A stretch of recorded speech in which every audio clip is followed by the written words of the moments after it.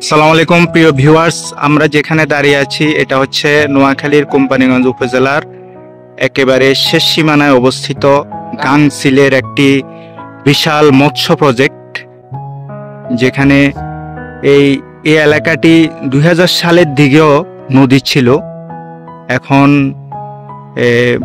এখানে প্রচুর মৎস্য প্রজেক্ট দেখা যাচ্ছে, বিভিন্ন রকমের মাছ চাষ হয় এখানে, অত্যাধুনিক উপায়ে এখানে মাছ চাষ হয়।